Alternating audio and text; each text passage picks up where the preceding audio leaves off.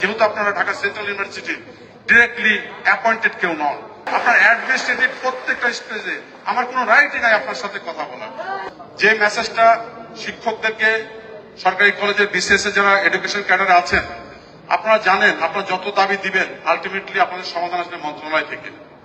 Dhaka central ইউনিভার্সিটির as a vice chancellor আমি আপনার জন্য মডারেটর ভূমিকা পালন করতে পারি যে এই হচ্ছে শিক্ষকদের বক্তব্য, কিন্তু সিদ্ধান্তটা আপনাদের বিষয়। যেহেতু আপনারা Dhaka central university directly appointed কেউ নন, সুতরাং আপনাদের বক্তব্য মতামত সবকিছু আমি শুধু একাডেমিক ক্ষেত্রে আমার মতামত দেওয়ার রাইট আছে, একাডেমিক বিষয়ে আপনার সাথে সমাধান করবেন। তবুও যেহেতু আপনারা বলছেন আমি আপনাদের সাথে আলোচনা করব, তথ্য দেন, আপনাদের বক্তব্যগুলো আমি মন্ত্রণালয় নিয়ে যেভাবে শিক্ষার্থীদের বক্তব্য নিয়েছি একইভাবে আপনাদের বক্তব্যগুলো আমি নিয়ে যাব। সুতরাং এখানে কোনো আমার কার্পণ্য নেই।